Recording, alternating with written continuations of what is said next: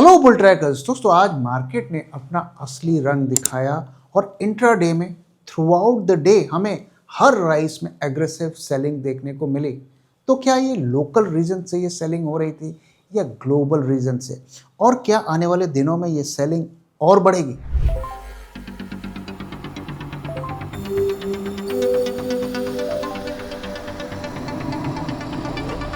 जब मार्केट की हो बात, बेटर आस्क बुल ट्रैक। तो मार्केट को डिकोड करने से पहले आइए आज की एक बड़ी खबर के बारे में बात कर लेते हैं, और वो है HDFC बैंक का इंडसइंड बैंक में इन्वेस्टमेंट। ज़्यादातर लोग ये सोच रहे हैं कि HDFC बैंक इंडसइंड बैंक में स्टेक खरीद रहा है और उसको शायद फ्यूचर में ओवरटेक कर ले, लेकिन ये सही नहीं है। एक्चुअली यहाँ पर क्या हो रहा है कि HDFC ग्रुप की कई सारी कंपनीज़ हैं जो कि इंडसइंड बैंक में इन्वेस्टमेंट करती हैं, जैसे कि म्यूचुअल फंड, इंश्योरेंस एट्सेट्रा। और अब ऐसी हम सिचुएशन में आ गए हैं कि RBI ने उन्हें कहा है कि आप 10% तक स्टेक को बढ़ा सकते हैं। तो आइए इसकी असली कहानी को समझने की कोशिश करते हैं। तो ये जो स्टोरी है, ये RBI का जो अप्रूवल मिला है HDFC बैंक को या ग्रुप को कि आप इंडसइंड बैंक में 9.5% तक का स्टेक बढ़ा सकते हैं, उसकी कहानी क्या है कि वो approval is procedural, triggered by passive holding crossing regulatory limits, not strategic intent. जैसा कि मैंने कहा, उनकी जो इंश्योरेंस, पेंशन वगैरह की कंपनीज हैं ग्रुप की, उन्होंने इंडसइंड बैंक में इन्वेस्ट किया था और वो एक लिमिट से ज़्यादा हो गया, जिसकी वजह से अब HDFC ग्रुप की उन्हीं कंपनीज को इसमें स्टेक बढ़ाने की इजाजत मिल गई है RBI से। Similar approvals are routinely taken by large financial groups and mutual funds. तो ये कोई नई बात नहीं है। IndusInd bank receives no capital, governance support और एंडोर्समेंट फ्रॉम HDFC। तो ये कुछ उसी तरीके का है जैसे हम और बैंक किसी बैंक के शेयर खरीदते हैं, हमारा उस बैंक के ऊपर कोई कंट्रोल नहीं होता। तो बस अंतर इतना ही है कि इनका स्टेक बहुत ज्यादा होगा। Headline impact is amplified due to IndusInd's ongoing governance and accounting crisis. तो स्टोरी ये निकल कर आ रही है कि इंडसइंड बैंक वाले बैंक को चला नहीं पा रहे हैं, इस वजह से बैंक उसको एक तरीके से ओवरटेक कर रहा है। The banks turn around still depends on fixing controls, leadership stability and disclosure credibility, जिसके बारे में हमने कई बार बात किया है। Without capital infusion or board involvement, ownership approvals do not change fundamentals। तो हमें ये नहीं सोचना है कि अब HDFC बैंक ने तो कंट्रोल कर लिया है, अब इस बैंक के फॉर्च्यून बदल जाएंगे, एक टर्न अराउंड हो जाएगा। तो यहाँ पर कोई बोर्ड का इन्वॉल्वमेंट नहीं है, कोई ओनरशिप अप्रूवल नहीं है, तो इसका कोई पॉजिटिव इम्पैक्ट पड़ने वाला नहीं है। It's going to be business as usual. अब ये ट्रिगर क्यों हुआ, क्यों ये अप्रूवल लेने की RBI से जरूरत पड़ी? क्योंकि HDFC group entities already held IndusInd shares across AMCs, insurance, pension and security business. तो ऑलरेडी उनकी ग्रुप कंपनीज ने काफी शेयर इंडसइंड बैंक के खरीद रखे थे। Aggregate ownership approached 5% RBI approval threshold. तो जैसे 5% से ज्यादा बढ़ता है तो आपको RBI से अप्रूवल लेना पड़ता है।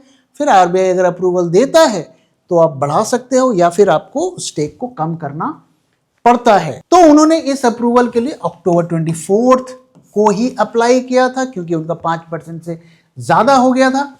And approval granted for aggregate holding up to 9.5% until December 14, 2026। तो दिसंबर अगले साल तक वो मैक्सिमम 9.5 तक बढ़ा सकते हैं, इसकी उनको अप्रूवल मिल गया है RBI से। तो असली स्टोरी क्या है कि no direct HDFC bank investment और capital infusion, permission to hold, not intent to increase ownership और इन्फ्लुएंस। तो ना तो उनकी ओनरशिप बढ़ रही है और ना ही उनका इन्फ्लुएंस बढ़ रहा है। तो ये तो एक ऑफिशियल कहानी है, लेकिन एक अनऑफिशियल कहानी भी मार्केट में चल रही है, और वो ये चल रही है कि जिस तरीके से पिछले 2-3 सालों से ये इंडसइंड बैंक परफॉर्म कर रहा है, RBI इससे बहुत ज़्यादा खुश नहीं है।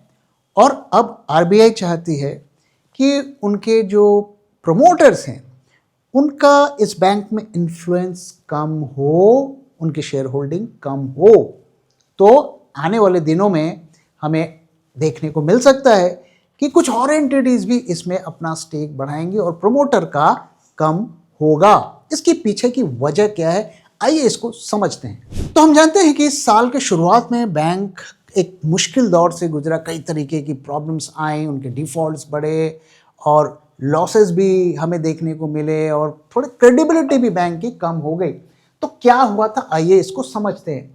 तो उनके जो नए सीईओ आए थे, पिछले सीईओ की मैं बात कर रहा हूं, उसके लिए जो प्रमोटर ने 3 साल का आरबीआई से अप्रूवल मांगा था। हम जानते हैं कि बैंक का कोई भी जो सीईओ बनता है, आरबीआई उसका टेन्योर को फिक्स करता है। तो मैनेजमेंट ने बोला कि ये नया सीईओ को हमें 3 साल का अप्रूवल चाहिए, लेकिन आरबीआई वाज नॉट हैप्पी। उन्होंने 1 साल का ही एक्सटेंशन दिया और वैसा ही हुआ, क्योंकि अगस्त में जो पिछले सीईओ थे उनको जाना पड़ा और नए सीईओ आए जो कि एक्सिस बैंक से ही आए थे। ऐसा क्यों हुआ? क्योंकि RBI was not happy with the banks performance.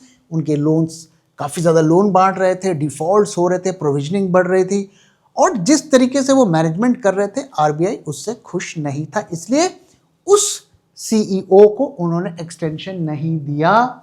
लेकिन जो सबसे बड़ा बैंक के लिए प्रॉब्लम आई वो ये थी कि बैंक को 1530 करोड़ का लॉस उठाना पड़ा, जो कि उनके नेटवर्थ का 2.35% था। और इसके बाद बैंक के ऊपर से लोगों का भरोसा कम हो गया। ना सिर्फ जो बैंक के अकाउंट होल्डर्स है, बल्कि जिन्होंने बैंक में इन्वेस्ट किया उसका भी भरोसा कम हो गया। और इस लॉस की वजह क्या थी कि bank underestimated hedging cost due to foreign transaction in yen and dollar. तो इसको थोड़ा समझते हैं। हम और आप जब लोन लेते हैं तो बैंक से हम रुपए में लेते हैं, लेकिन फाइनेंशियल इंस्टीट्यूशंस, कंपनीज और बैंक्स जब लोन लेती हैं कई दफ़े वो फॉरेन करेंसी में भी लेती हैं। तो इस बैंक ने येन एंड डॉलर में लोन लिया। अब हम जानते हैं कि जब भी आप फॉरेन करेंसी में डील करते हैं तो करेंसी का एक रिस्क होता है। एक एग्जाम्पल से समझते हैं। मान लीजिए बैंक ने $1000 का लोन लिया 80 रुपीज़ में। अब उन्हें 80,000 रुपीज़ मिल गए। अब जब वो चुकाएंगे और उस वक्त अगर करेंसी 90 हो गई, क्योंकि हम जानते हैं हमारी करेंसी 18 घंटे काम कर रही है, रात दिन काम कर रही है, तो 90 जा सकती है। अगर वो 90 चली गई तो वही $1000 जब हम चुकाएंगे तो हमें 90,000 खर्च करने पड़ेंगे, which is a huge loss. तो बैंक ऐसी प्रॉब्लम्स को एड्रेस करने के लिए वो हेज करते हैं। हेजिंग 3 तरीके से होती है, futures, options and swaps. Bank ने स्वैप्स को चुना, जो कि लॉन्ग टर्म में काफ़ी खतरनाक साबित हो सकता है, क्योंकि जब आप फ्यूचर्स से हेज करते हैं तो उसका डेली का सेटलमेंट होता है, डेली का हिसाब किताब चुकता करना पड़ता है। जब आप स्वैप से करते हैं तो फाइनल आखिरी दिन जाकर उसका हिसाब किताब होता है। अब उससे पहले आपकी रिस्पॉन्सिबिलिटी है कि आप रोज हिसाब लगाएं कि मेरी जो ये स्वैप की जो सिचुएशन है उसमें मुझे कितना लॉस या प्रॉफिट हो रहा है। और बैंक ने ऐसा नहीं किया। बैंक ने कहा कि ये टेक्निकल इशू है। हम जानते हैं कि बैंक्स जो बहुत ज़्यादा उनको कैलकुलेशंस करनी पड़ती हैं, हिसाब किताब रखना पड़ता है, डेली का डेली उनका क्रेडिट डेबिट को मैच करना पड़ता है। तो इतनी बड़ी गलती बैंक से कैसे हो गई कि उन्होंने उस लॉस को वो एस्टिमेट नहीं कर पाए। तो यहाँ पर 2 क्वेश्चन उठते हैं। पहला कि या तो बैंक ने जानबूझकर ऐसा किया, इग्नोर किया, या फिर बैंक के पास कैपेबिलिटी नहीं है और इसलिए बैंक के ऊपर से लोगों का भरोसा थोड़ा कम होता हुआ दिखा। अब इसके बाद हालात कितने बदले? इस साल के शुरुआत में प्रॉब्लम्स आई, उसके बाद हालात कितने बदले, आइए इसको देखते हैं। तो पिछले क्वार्टर के रिजल्ट्स में अगर हम देखें तो दे reported a net loss of 437 crore, जो कि पिछले क्वार्टर में यानी कि Q1 में वो प्रॉफिट में थे। तो एक बार फिर वो प्रॉफिट से लॉस में आ गए, यानी कि सिचुएशन अभी भी बहुत ज्यादा नहीं सुधरी है। तो ये लॉस दोबारा से क्यों हुआ? Same story, accelerated recognition of stress in the micro finance portfolio, जिसके बारे में हम लगातार बात कर रहे हैं कि माइक्रो फाइनेंस तो है ही नीचे डूब ही रहा है। जो भी बैंक्स उससे डील कर रहे हैं उनकी भी हालत दिन पर दिन खराब होती जा रही है। और 1940 crore right of and 900 crore additional provisioning taken proactively. तो क्या आपको लग रहा है कि बैंक की सिचुएशन सुधर रही है? जी नहीं, सिचुएशन नहीं सुधर रही है। और interim management earlier claimed stress had been fully provided for, which is now contradicted by fresh MFI provisioning। तो दोबारा से प्रोविजनिंग में राइज हुआ, यानी कि जो वो क्लेम कर रहे थे कि हमने सब कुछ सुधार दिया, सिस्टम हमारा ठीक हो गया, वैसा नहीं हुआ है। Bank remains cautious on microfinance, sees growth opportunities in other loan segments like vehicle loans and home loans. तो अभी भी ऐसा नहीं लगता कि बैंक की प्रॉब्लम्स खत्म हुई है। और इसलिए ये क्वेश्चन रेज होता है कि कहीं ऐसा तो नहीं कि आरबीआई एचडीएफसी बैंक के थ्रू प्रोमोटर्स के जो कंट्रोल है उसको थोड़ा कम करने की कोशिश कर रहा है। तो इसलिए हमें सरप्राइज नहीं होना चाहिए कि आने वाले महीनों में शायद कोई और बैंक, शायद कोई और इंस्टीट्यूशन भी इसमें स्टेक बढ़ाए। तो ये एक ऑल्टरनेट थ्योरी मार्केट में चल रही है। मुझे नहीं पता कि ये सही है या गलत है। तो दो वर्जन्स चल रहे हैं, ऑफिशियल और अनऑफिशियल। ऑफिशियल वर्जन्स भी मैंने आपके साथ शेयर किया, अनऑफिशियल भी मैंने आपके साथ शेयर किया। आप इस बारे में क्या सोचते हैं? क्या है इसकी असलियत? अपना फीडबैक जरूर शेयर करिए। जून 2024 को अगर आप निफ्टी में पैसे लगाते तो आज आपके रिटर्न्स बनते सिर्फ 6.5%, और अगर आप बुल ट्रैक 2024 पोर्टफोलियो में पैसे लगाते तो आज आपको दुगने से भी ज्यादा रिटर्न मिलता। और गौर करने वाली बात यह है कि पिछले दिनों जो मार्केट में हमें ब्लड बाथ देखने को मिला, उस ब्लड बाथ में भी हमारे पोर्टफोलियो ने लगातार पॉजिटिव रिटर्न्स दिखाए। और ये कोई तुक्का नहीं है, क्योंकि ऐसे ही शानदार रिटर्न्स हमने अपने 2021 पोर्टफोलियो में भी अपने सब्सक्राइबर्स को दिए थे। 2021 के पोर्टफोलियो में 21 में से 7 स्टॉक्स ने 100% से भी ज्यादा पीक रिटर्न्स दिए और 15 स्टॉक्स ने 50% से भी ज्यादा रिटर्न्स दिए।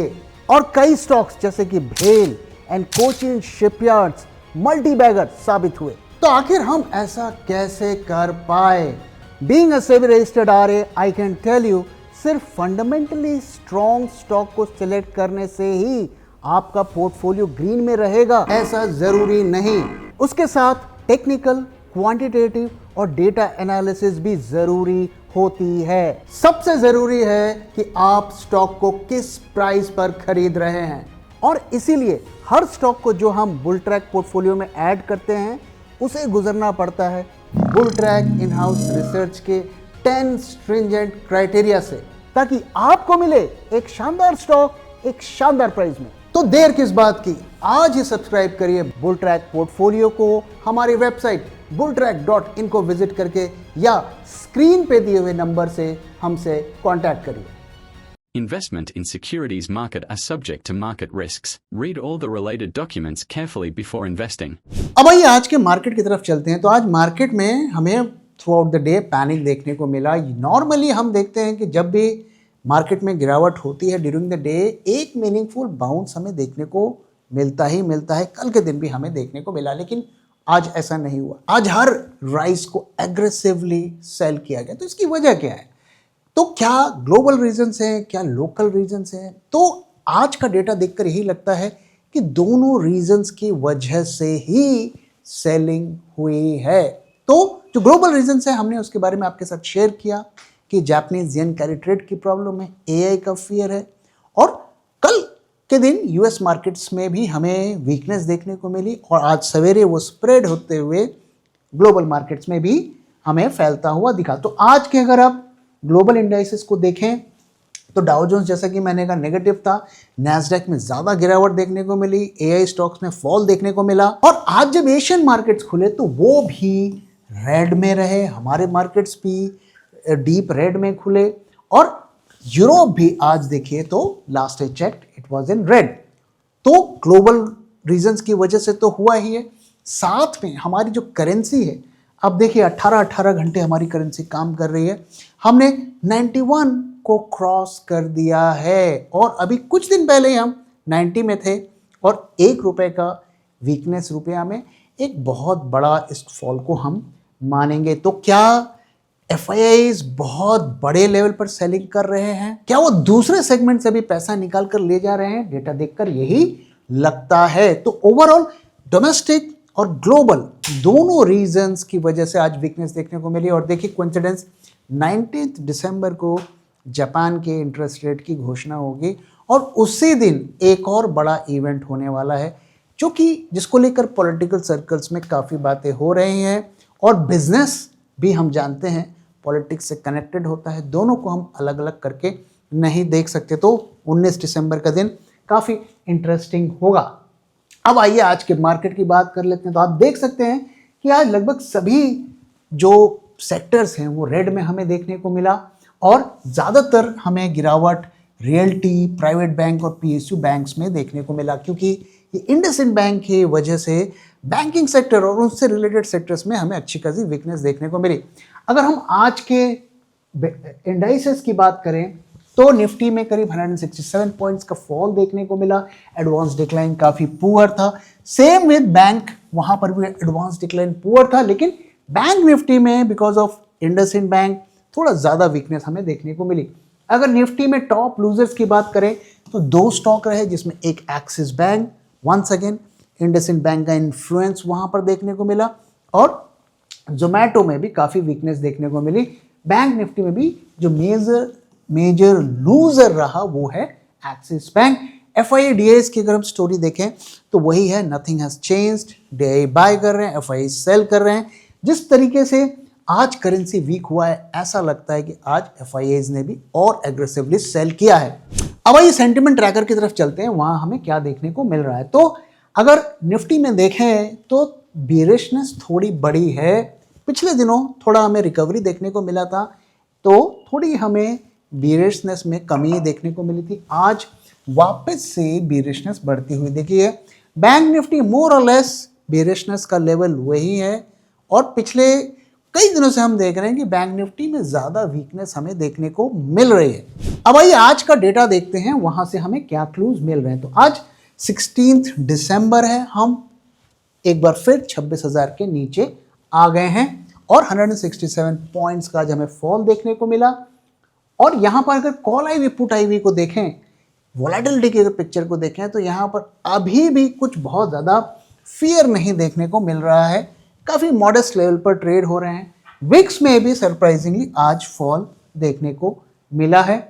लेकिन अगर आप फ्यूचर्स का डेटा देखें करंट मंथ का, तो आज अच्छी खासी पोजीशंस ऐड हुई हैं और हम वही ट्रेंड देख रहे हैं। जिस दिन मार्केट गिरता है उस दिन OI ऐड होता है, तो ये शॉर्ट पोजीशंस का इंडिकेशन है। जिस दिन मार्केट चढ़ता है उस दिन OI या तो बहुत कम होता है या ऐड नहीं होता है, अनवाइंड होता है। साथ में आज आप देखिए प्रीमियम्स में भी हमें दोबारा से फॉल देखने को मिला है। नेक्स्ट मंथ में मोटा मोटा हमें वही देखने को मिला। और टर्नओवर अगर आप देखें तो काफ़ी कम रहा, बहुत ज़्यादा आज एक्टिविटी नहीं हुई है ऐसा लगता है। और एडवांस डिक्लाइन रेशियो भी काफ़ी पुअर रहा। और एफआईआई इंडेक्स की अगर पोजीशन देखें तो काफ़ी पोजीशंस उन्होंने कट की हैं, लेकिन अभी भी साइजेबल शॉर्ट्स उनके रहे हैं। तो अगर आज का मैं डेटा देखूं तो यहाँ से हमें क्या क्लूज मिल रहे हैं। तो अगर आज का डेटा आइसोलेशन में देखूं तो यहाँ पर थोड़ा मॉडरेटली बेरिश मुझे इंडिकेशंस देखने को मिल रहा है। बहुत ज़्यादा देखने को नहीं मिला है क्योंकि प्रीमियम्स में बहुत ज़्यादा ड्रॉप देखने को नहीं मिला है। हालांकि अगर आप पुट कॉल रेशियो में देखें तो काफ़ी ड्रॉप हमें देखने को मिला 1.17 से 0.84, तो मैं इसे मॉडरेटली बेरिश कहूँगा। लेकिन अगर थोड़ा मैं लार्जर डेटा को देखूँ, लार्जर ट्रेंड देखूँ तो क्या देखने को मिल रहा है। तो अगर मैं दिसंबर महीने का डेटा देखूँ, अगर आप दिसंबर महीने में देख लें तो टोटल हमने करीब 350 पॉइंट्स लूज किए हैं, 350 पॉइंट वी आर डाउन। और अगर आप करंट मंथ का टोटल OI देखेंगे तो करीब हमने 60,000 OI ऐड किया है। और अगर इसी मंथ का आप एडवांस डिक्लाइन देखेंगे तो हम करीब 0.83 हैं, यानी कि अगर 83 स्टॉक्स अप रहे, 100 स्टॉक्स डाउन रहे। अब आप इन तीनों चीजों को देखो, आपको क्या क्लूज मिल रहा है? Market down, strong OI buildup यानी कि short positions, broader market extremely negative. तो क्लियर कट इंडिकेशन है। तो नियर टर्म में मार्केट के सेंटिमेंट्स में कोई मेजर इंप्रूवमेंट के चांसेस बहुत कम है। अब आइए चार्ट की तरफ चलते हैं और देखते हैं कि वहां से हमें क्या क्लूज मिल रहा है। तो दोस्तों लगातार हम आपके साथ शेयर कर रहे हैं कि 25,840 ये जो लाइन है, इसके ऊपर जितनी भी मूवमेंट हो रही है ये फेक मूव है, ये मैन्युफैक्चर्ड रैली है। और हम देख रहे हैं कि वही सिचुएशन हमें देखने को मिल रही है बार बार। जब भी इसके ऊपर जाता है, एक दो दिन ऊपर जाता है, फिर शार्प सेलिंग शुरू हो जाती है। तो यहाँ पर एक्चुअली हो क्या रहा है, अगर आप देखें तो मैंने आपके साथ शेयर किया था कि ये एक डायमंड पैटर्न बन रहा है। और डायमंड पैटर्न की खासियत क्या होती है? जब भी ये ऊपर बनता है तो ये रिवर्सल का साइन होता है, यानी कि ऊपर से नीचे मार्केट आएगा, और नीचे बनता है तो वहां से रिवर्सल का वंस अगेन साइन होता है, यानी कि मार्केट ऊपर जाएगा। तो इस पैटर्न में होता क्या है कि strong hand to weak hand shares का एक्सचेंज होता है बड़े पैमाने पर। और आप देखिए वही होता हुआ दिख रहा है कि इतने बड़े बड़े बाइंग होते हैं और फिर सेलिंग होती है, बाइंग होती है फिर सेलिंग होती है, बाइंग होती है फिर सेलिंग होती है। तो चेंज ऑफ हैंड चलता है और स्ट्रॉन्ग हैंड्स निकलते हैं, वीक हैंड्स इसमें घुसते हैं। तो इस पैटर्न के अंदर जब तक प्राइस हैं तो आप रेंज बाउंड मार्केट को एक्सपेक्ट कर सकते हैं, लेकिन इसको ब्रेक करने के बाद हमें मीनिंगफुल फॉल देखने को मिल सकता है। और जब इस लेवल को ब्रेक करके ऊपर जाएगा तब हम अपने शॉर्ट्स अगर आप होल्ड कर रहे हैं तो उसे हम एग्जिट कर सकते हैं। तो ये पैटर्न बहुत इंटरेस्टिंग होगा, देखना है कि आने वाले दिनों में क्या होता है।